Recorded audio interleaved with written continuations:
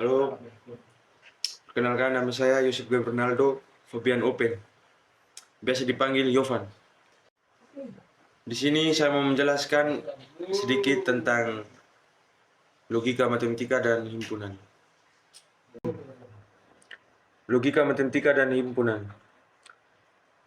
Hubungan antara logika matematika dan himpunan sangat erat, karena keduanya saling melengkapi. Dalam pemecahan masalah matematika berikut adalah beberapa cara di mana logika matematika dan himpunan saling terkait. Yang pertama,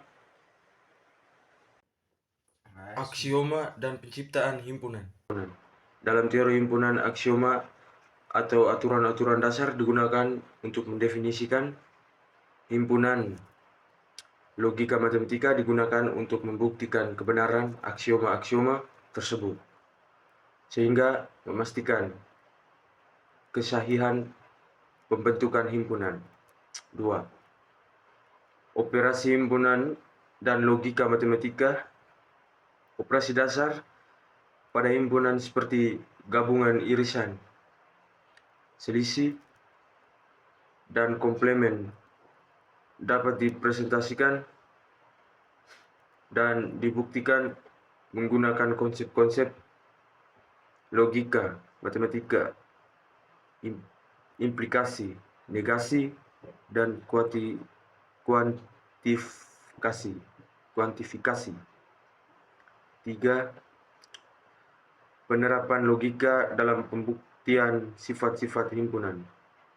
Logika matematika digunakan secara luas akan membuktikan sifat-sifat dasar himpunan seperti komutatif, asosiatif, distributif, dan lainnya. Pembuktian ini memanfaatkan dedukasi logis dan konsep-konsep logika seperti penalaran proporsional dan predikat. 4. Analisis pernyataan tentang himpunan. Pernyataan tentang himpunan dapat dianalisis menggunakan logika matematika untuk menentukan kebenaran atau ketidakbenaran pernyataan tersebut. Misalnya, pernyataan tentang kesamaan dua himpunan atau keanggotaan suatu elemen dalam himpunan. 5. Penerapan dalam masalah matematika. Dalam pemecahan masalah matematika, logika matematika dan himpunan sering digunakan bersama-sama. Misalnya dalam teori bilangan, aljabar, analisis matematika atau topologi. Logika matematika dan himpunan sering menjadi landasan untuk pembuktian teorema dan konsep-konsep matematika yang lebih kompleks. Dengan demikian, logika matematika dan himpunan saling mendukung dan melengkapi satu sama lain dalam membangun landasan matematika yang kokoh dan dalam memecahkan berbagai masalah matematika. Pada perkembangan terakhir hingga saat ini, logika simbolis atau logika matematika mencakupi 4 cabang, yaitu 1. Logika pernyataan. Suatu cabang logika simbolis yang membicarakan tentang pernyataan tunggal atau pernyataan-pernyataan prima, dan pernyataan-pernyataan dengan perangkat yang dibuat pernyataan menjemuk tersusun dalam menentukan nilai-nilai kebenaran pernyataan. Pernyataan tertunggalnya diketahui digunakan beberapa kaidah dan aturan-aturan pokok. Bahasan logika ini sering dibuat kalkulus pertanyaan. 2. Logika sebutan. Logika sebutan merupakan cabang dari logika simbolis yang menelaah tentang perubahan atau variabel dalam suatu kalimat kuantifikasi atau kuantor dan aturan-aturan serta tata cara dalam menyimpulkan dan menentukan salah satu argumen pokok. Bahasan yang membicarakan ini sering dibuat kalkulus sebutan. 3. Logika hubungan. Logika ini membicarakan hubungan pernyataan-pernyataan, misalnya hubungan simetris, hubungan relatif, hubungan transif, dan lain sebagainya.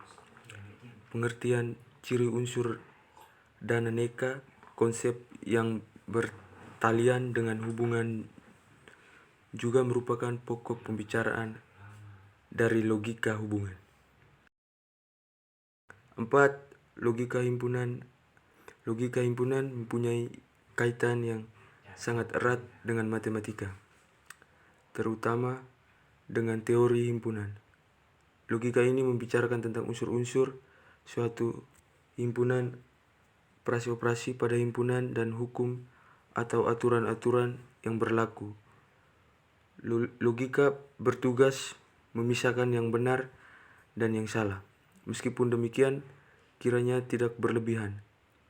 Apabila kita katakan bahwa dalam batas-batas tertentu kita dapat memperbaiki cara berpikir dengan jalan mempelajari logika sebagai salah satu cara dalam menertibkan operasi-operasi sehingga jumlah hasil yang bernilai benar, maka akan meningkat.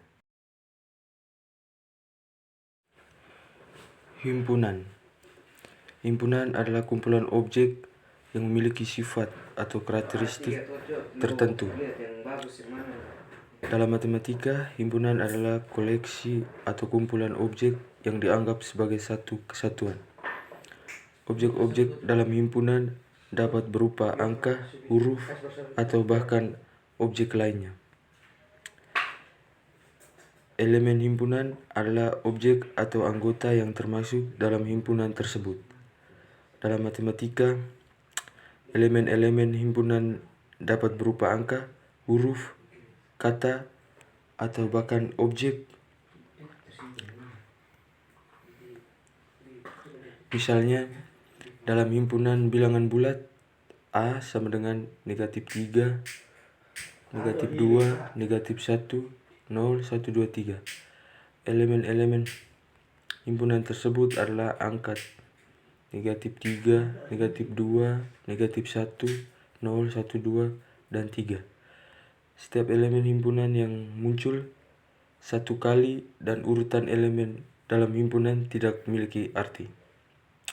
Berikut adalah penjelasan singkat tentang 3 cara untuk mempresentasikan himpunan. 1. Notasi roster. Notasi roster adalah cara untuk mempresentasikan himpunan dengan daftar eksplisit dari semua elemen yang termasuk dalam himpunan tersebut. Contoh, himpunan bilangan bulat positif kurang dari 5 dapat dipresentasikan sebagai 1, 2, 3, 4. Notasi set blunder. Notasi set blunder adalah cara untuk mempresentasikan himpunan dengan menggunakan kriteria yang mendefinisikan elemen-elemennya. Contoh, himpunan bilangan bulat positif kurang dari 5 dapat dipresentasikan sebagai himpunan adalah bilangan bulat positif dan himpunan kurang dari 5. Diagram Venn. Diagram Venn adalah representasi grafis dari himpunan menggunakan lingkaran atau bentuk lainnya.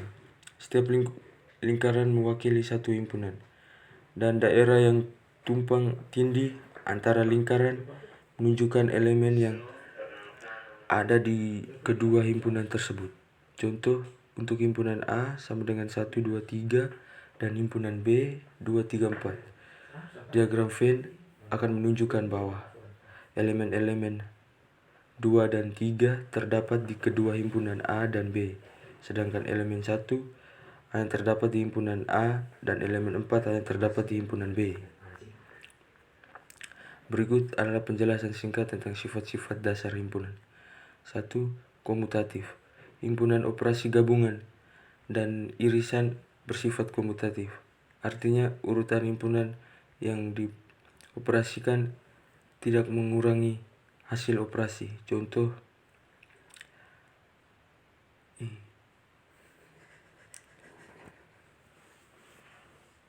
A gabungan B sama dengan B gabungan A, dan A irisan B sama dengan B gabungan A.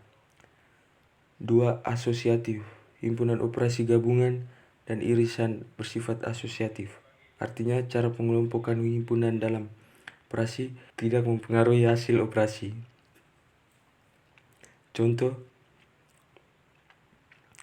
A gabungan dalam kurung B gabungan C sama dengan dalam kurung A gabungan B gabungan C dan A irisan dalam kurung B irisan C sama dengan